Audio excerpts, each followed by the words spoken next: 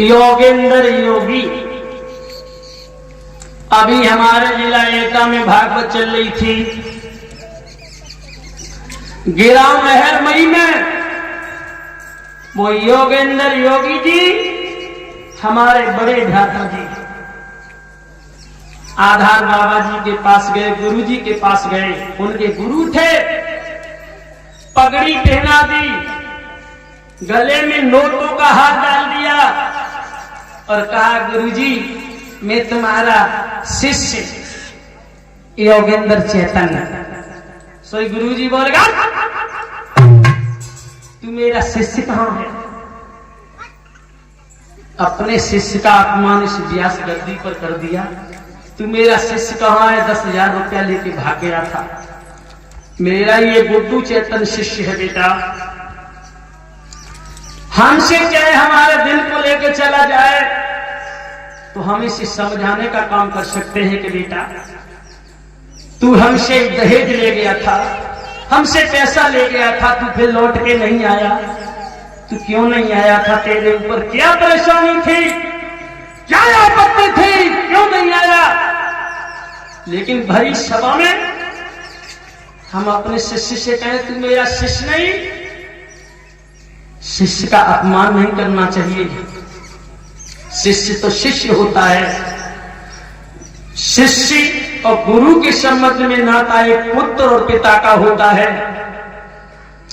जब बेटा पैदा होता है, माताएं और पिता अपने बेटे को पालते हैं, भोजन खिलाते हैं। बालकाल में बेटा जाने कितनी गलतियां करता है, लेकिन सबको भुला देते हैं, सबको भुला देते हैं। एक पुत्र से गलती हो जाती है, एक पिता से गलती नहीं होती। लेकिन पिता जब पुत्र को सुधारेगा नहीं तो समझ लो। और एक बात और बोली थी स्वामी जी ने कि इश्क बुरी बीमारी है, कि लड़की ने गाना गाया था। वो दीक्षा है बेटी, दीक्षा शास्त्री है, बेटी है। हमारी तो उम्र 35-36 साल की है, लेकिन बाकी 13-14 साल की है। उसने गाया था कि प्रेम किसी से मत करना, ये इश्क बुरी बीमारी है।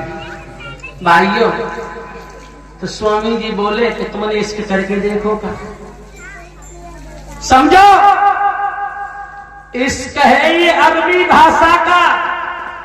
इश्क शब्द है अरबी भाषा का शब्द है, अरबी का।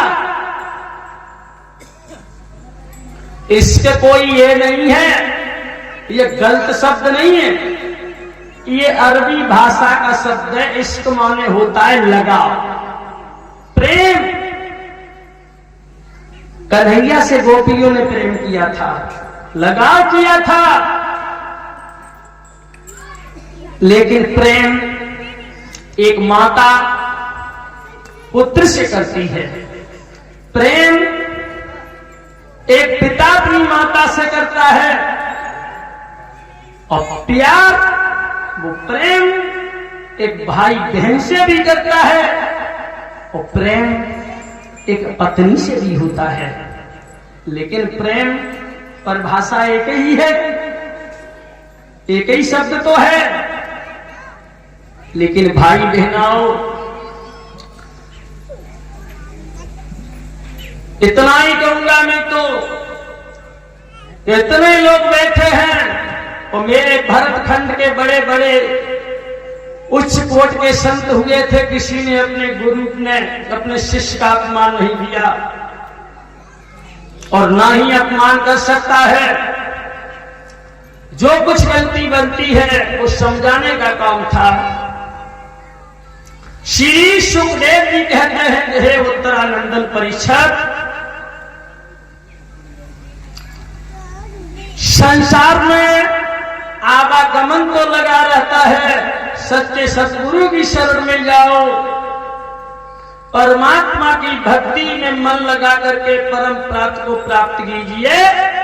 जब परम धाम में प्राप्त हो जाओगे, परमात्मा के हृदय में जाकर के लिप्त हो जाओगे, आवागमन के बंधन से मुक्त हो जाओगे। बोल गोविंद भगवान की।